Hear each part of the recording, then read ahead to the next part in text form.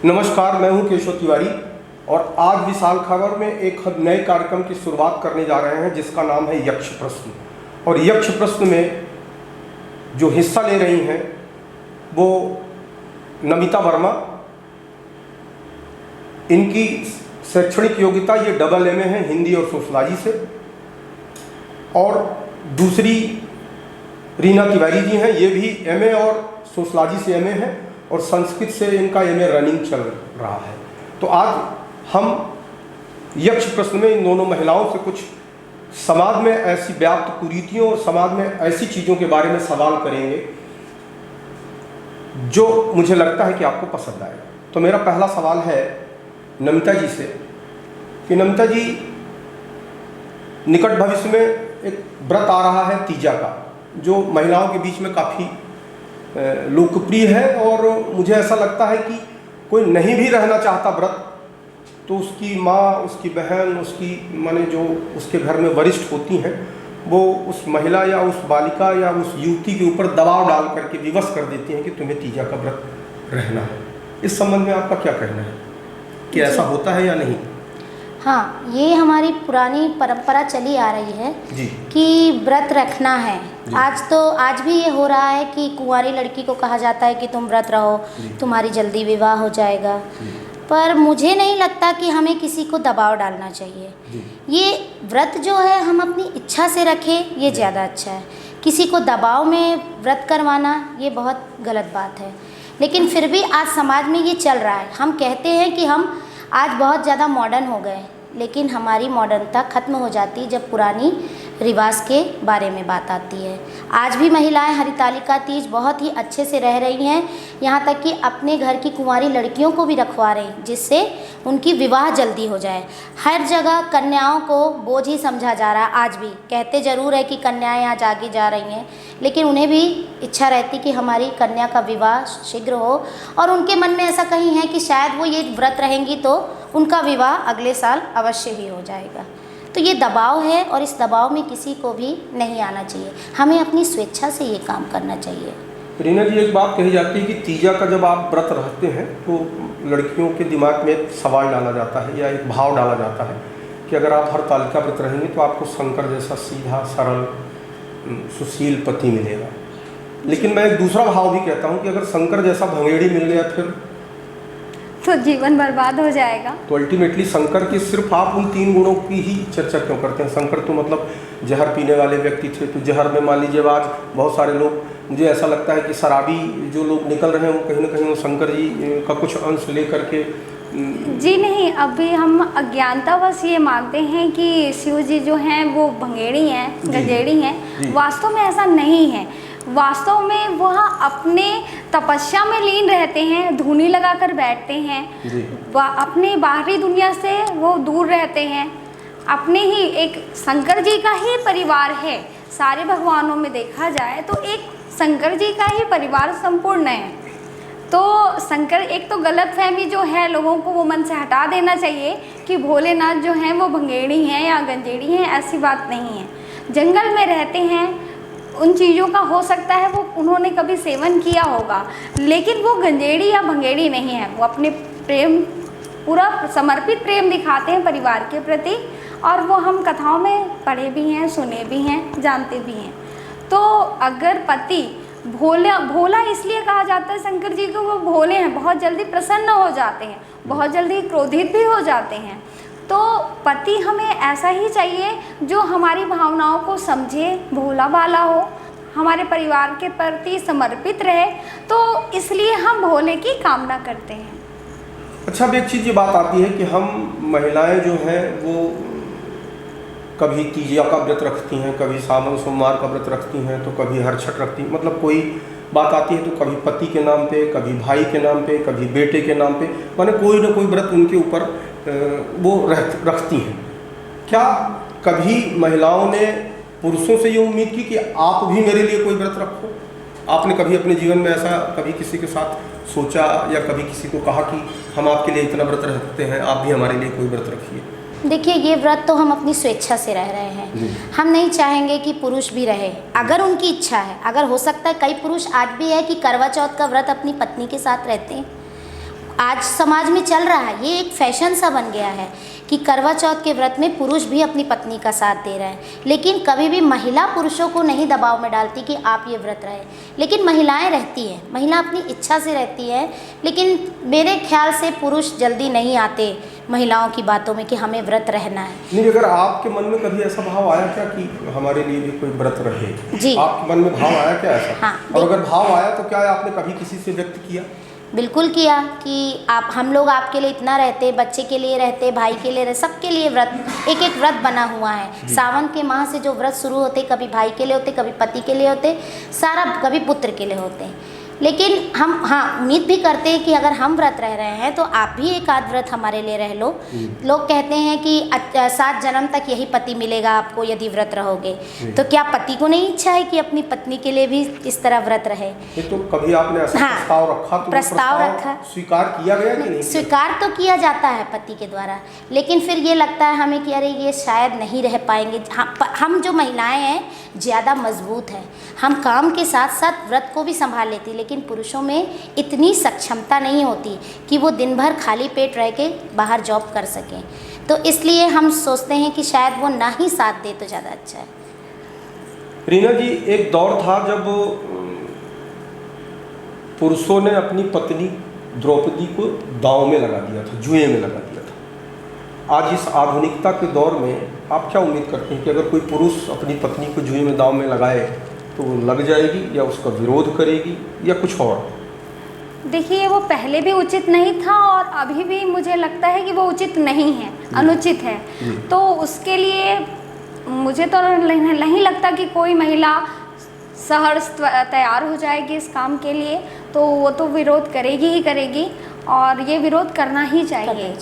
ये पहले भी विरोध के लायक ही था, ये उचित कार्य नहीं था, अनुचित था और अभी भी अनुचित ही मैं मानूंगी इसे, ये सही नहीं है।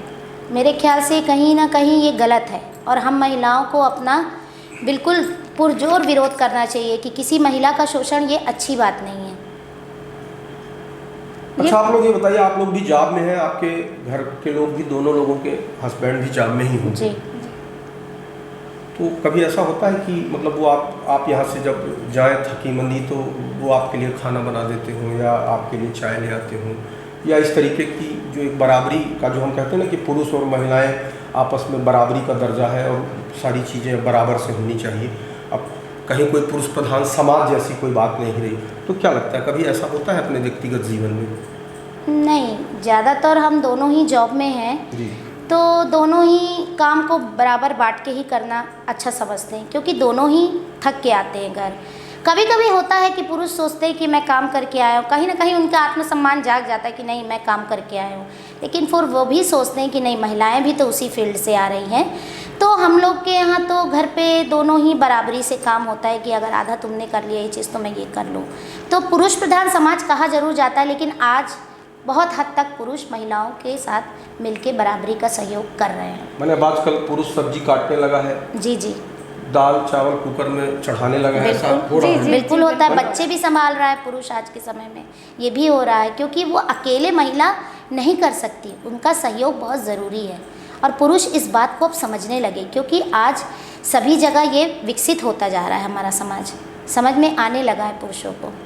एक चीज़ और देश में बहुत बड़ी बात उठती है कि बच्चियां गर्भ में ही मार दी जाती हैं और लोग ये कहते हैं कि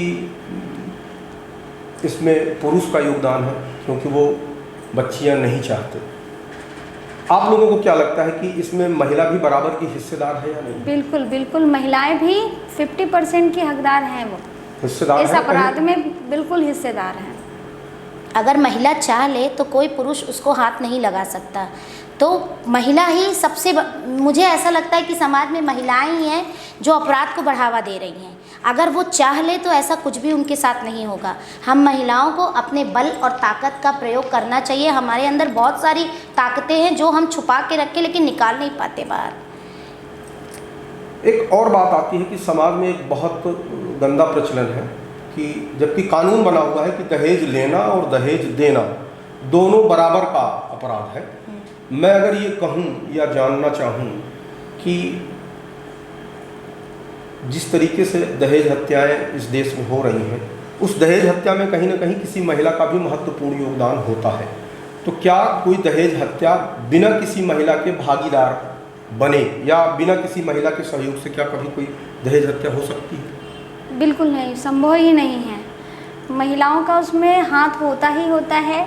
अगर महिलाएं अगर घर की साथ दें तो दहेज नाम का कोई चीज़ होता ही नहीं है।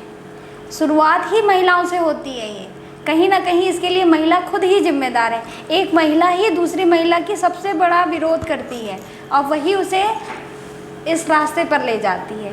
क्या आपने कोई, आपकी जानकारी में कोई ऐसी महिला आई जिसने अपनी बेटी को इस तरीके से तैयार किया हो कि हम इसको दहेज नहीं लेंगे जब भी हम इसकी शादी करेंगे? ऐसी कोई, मैंने आपकी जानकारी में कोई ऐसी महिलाएं आई आज तक? इतनी उम्र में या इतने, हम बातचीत में तो दहेज का विरोध कर लेते हैं, लेकिन जब हमें उसे अपनी ज़िंदगी में उतारना होता है तो कई बार तो ऐसा होता है कि मैंने ऐसी महिलाओं को भी देखा है जिनने जब शादीशुदा नहीं थी तो वो दहेज के विरोध में भाषण देती थी, और जब उनकी खुद की शादी की बात आई तो वो अपने पिताजी से लड़ गई कि नहीं हमें भी ये सामान हमें ये सामान चाहिए या हमें ये दहेज चाहिए, आपने बड़ी बहनों के साथ ये दहेज दिया है तो मुझे भी दहेज दीजिए। तो दहेज का विरोध मीडिया में आकर के या भाषण में या निबंध में या कहीं भी कर देना बड़ा सरल होता है, लेकिन जब उसको अपनी व्यक्तिगत ज़िंदगी में उतारना होता है तो क्या ये सरल है? देखिए, सरल तो नहीं है। दहेज शब्द बहुत ही गंदा शब्द है। ये माँ बाप सोचते कि हम अपने बच्चे की सुख सुविधा की चीज़ें जुटा के दे रहे हैं, लेकिन आज समाज वो उसका गलत रूप लेता जा रहा है। दहेज को बिल्कुल घिनौना बना दिया है कि अगर आप नहीं दोगे तो हम आपकी बच्ची को मार डालेंगे।